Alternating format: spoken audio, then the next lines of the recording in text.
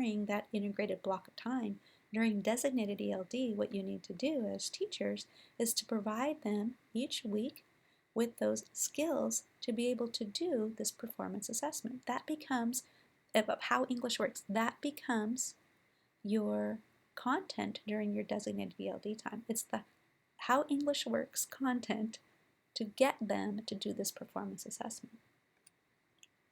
So then what do? First step is just review. What are your learning event sequence? Group or break apart those lessons that we have in those units and determine what's most essential for your group of students that you're teaching, for your language learners. What are the student learning outcomes?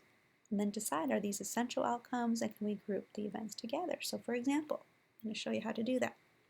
So I'm reading these components here because this is what this lesson tells me to do, right? I'm going to begin with the discussion of artifacts. I'm going to begin a focus SWOT. I'm going to have students, let students know they will be studying about local people from long ago, have students complete a note-taking page. So as I'm reading this, I'm thinking, I'm going to be developing their vocabulary, right? Simple note-taking page. So that tells me that I think the main purpose here for this section of lessons, because this could be 2 or 3 days, right? So that whole first week could be 2 or 3 days of this. I'm thinking, what's most essential for my English learners in order for them to have access to this during that social science time? So what's most essential? So I'm looking at it like, I guess what's most essential is for them to understand that vocabulary of artifacts, geographic features, climate, okay, that tells us about the past. So that's that first week. I'm going to really focus on that, developing that vocabulary, right? Because ultimately they're going to have to use this language to get to this performance assessment. So I'm thinking, okay, that's where I'm going to start that first week. Then the second week, right? I'm thinking, okay, if this is what I want them to do, how are they going to show me? So the concepts and tasks, okay, may be different for how they're going to show me. It's going to be different for the designated EL group that I'm serving. So the proficiency levels that I have, my set levels 1, 2, 3, 4, 5 students, is going to really determine how the learning events are broken up. Okay, so if you have a group that's already level 3 and you think they already know this vocabulary, maybe you're not going to start here. But I have early group, right, the emergent group. So if my students are at set levels 1 and 2, they're emergent, then I'm going to start with this vocabulary. But it's going to really depend on your group. So you decide, your professional judgment, what are you going to do first? So then, thinking about and knowing that language communicates and helps students to organize their thought, I'm going to think about, okay, what's the language that students need to connect, right, to the content? So am I going to look at specific language vocabulary? Am I going to look at language structures? Is it about how they're going to speak using different discourse patterns because I'm going to have them do a presentation out loud or in small groups? Is it really focusing on different language forms? And those come up in terms of how I'm going to determine what's the specific function, right?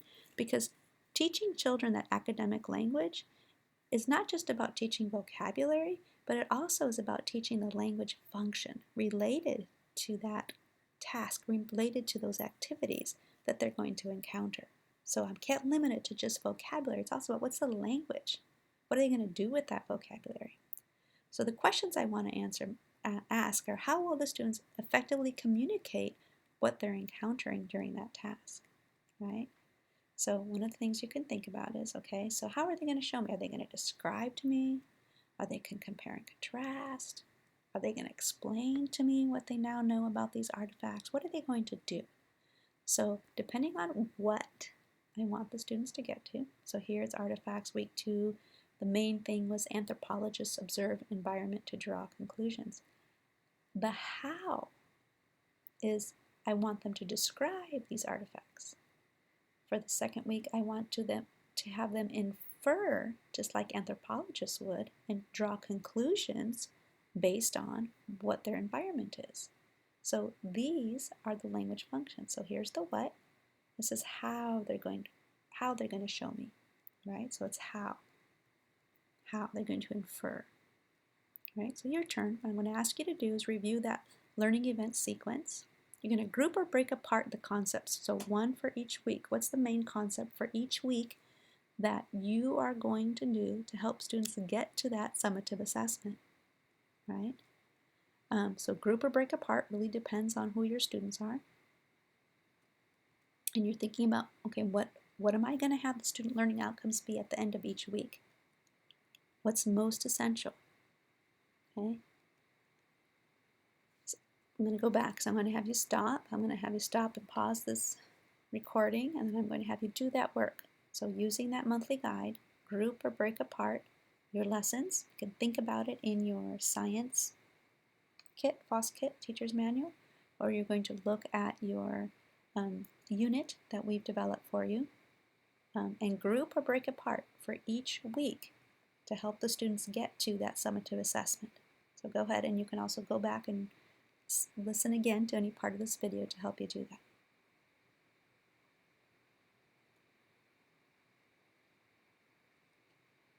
Okay, so now what you have on your sheet are your lists of sequence of events that are grouped by week to help them get to that summative assessment. In the next column, you're going to see a column that's called the graphic organizer. So why is this essential? Because graphic organizers will help our language learners internalize any new information. It helps them organize their thoughts so they can effectively express their understanding of what you're teaching them. So they display relationships between facts, the concepts, or ideas. So it's really important to include the graphic organizers for not just your language learners, but for everyone, but most essentially for your language learners.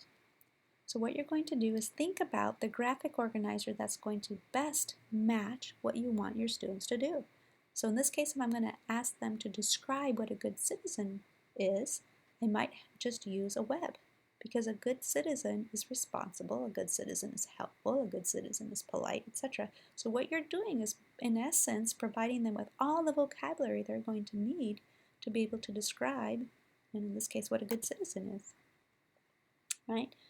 So we want to make sure that we're using graphic organizers definitely during the designated ELD block, but anytime during your integrated ELD blocks, because it helps scaffold their thinking. It helps organize new information for them so they can make connections. It helps them enhance those connections that you're helping them to make through these graphic organizers. You're actually improving their reading comprehension by providing the graphic organizers because you're making connections for them, which is a big part of this reading comprehension. It helps them to deepen their understanding of the concepts and really supports them in creating patterns that our brain is always trying to seek patterns. So it supports students in so many ways. So the importance of the graphic organizers I can't overestimate. So please make sure that you're, in each week, there is for your designated ELD, you have a graphic organizer that's helping the students make the connections to the language of how English works. Right? So there's some resources actually on BlendSpace. There's a particular BlendSpace that's for the development of ELD. So you're going to find this and many other resources there. But pretty much it just tells you what are specific graphic organizers for different purposes of language. If you want them to describe, you can use any of these or others. So just think about it. If you want them to compare and contrast, the best thing is a Venn diagram, a categorical grid, a T-chart. Again, you can do that also. For classification, categorizing, you can do a categorical matrix, a web. For sequence, you can try a flowchart, timeline. So there are so many graphic organizers, but we've done in this, also this chart, this matrix, is given you some language structures that most align to your language function. So in all ELD lessons, you need to have a purpose for why students are using the language, right? And then the forms, the structures that best supports them in expressing their understanding, right? And the best way to help them organize their thinking is in using those graphic organizers. So go ahead. Now what I want you to do is on your chart, if you know what, how, I want you to then determine what's the graphic organizer. So for example, if you want them to describe, you can use the web. If you want them to infer, you can have them use a graphic organizer. And if you can read this, it says, the text or the picture helps what I read or what I see. Then it helps me to determine what I know so that I can then infer. So this is just a basic 3-column chart, what I see. So it could be like clay pot. What I see is a clay pot. What I know about the clay pot is it's probably used for eating, so I can infer that the Ohlone used this pot, right, to help them store food, or you couldn't, however they want to say that, but what you've taught them is directly links the information that you might have already taught them, right, during your content time, content literacy block, and during your ELD time, you're giving them the structure that they can make sentences. Because again, what you want them to do is be able to write a short story. So if you're doing all this to develop the vocabulary, right, simple sentence structure, more elaborate sentence structure using this, you're helping them to get to, again, that performance assessment. It's the whole purpose of our designated ELD, right? So then you're going to do graphic organizers to match. So go ahead and pause the video so you can find those graphic organizers. Then finally, we want to help them express their understanding that they're learning from those graphic organizers. So what we have to give them is those particular language structures that they need to communicate their thinking. So what languages students need in order to talk about the content. So they could be grammatical structures, the word usage, maybe teach them more about parts of speech. It really depends, again, on the needs of your students, okay, what you're trying to have them do with those, with the content. So determine the language form that should be directly connected to your function. So the form, the adjectives, help students to better describe. The form of using past tense and present tense helps students to compare and contrast, which is the function, right? The function is the thinking skill, and then the form is those grammatical structures, vocabulary, etc., that they need to be able to express their thinking of the action of the compare and contrast of the describe. So there are different, so people always ask, well, how do I know what to teach? It really depends on the grade level, it depends on the needs. Some years ago we purchased this for schools. This might look familiar, but it tells us specifically about what are the different structures that students might need, right? Past progressive, simple present tense, future progressive, etc. So there are many ways or places where you can find those grammatical structures if that's what you're looking for. Even Houghton Mifflin has those, your Fountas and Pinnell has those. You can find something like this, go to English. If your school wants this, go ahead and email me, Linda Montes, I can help you find these. We actually purchase these for everyone, and in some of the schools for Spanish also, if you were teaching in Spanish content or the Spanish language, right? So don't forget, though, for students to effectively express their understanding, they need support at 3 different levels. So yes, they need the word level, which is the vocabulary. So maybe you start out that first week with emphasizing vocabulary. But then you have to give them the sentence frame to do something with that vocabulary. So a good sitting is someone who blank. Long ago families blank, now families blank. Okay, so not only do you need to give them the vocabulary, but for them to really do what we want them to do is you need to give them those sentence level frames, and then definitely by the end they should be able to have a more extensive conversation at the discourse level. Okay, even if you're providing the frames for this discourse level, and or for the descriptive paragraph of the report, and you're providing them that outline for how to complete that, the fact is they need to get to this, because if we only stop at the word level or the sentence level in your unit, they're never going to get to this to be able to complete that summative performance task that's always related to writing. So throughout the week, okay, week 1 you're developing word level, okay? Week 2, definitely get them to do the sentence level. Week 3, have them create the paragraphs because they're combining these sentences that they've been working on for each of the weeks. That's how you have to look at it, right? Word level, sentence level, and in every unit, something that helps them get to this discourse level in a collaborative conversation or writing the paragraph or writing a report. They have to get to that level if they're going to have success with that summative assessment.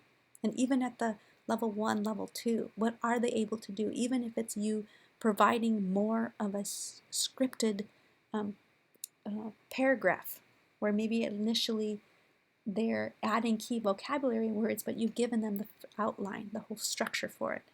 And then depending level 3, 4, obviously they want to do it on their own. You need to have them do that on their own.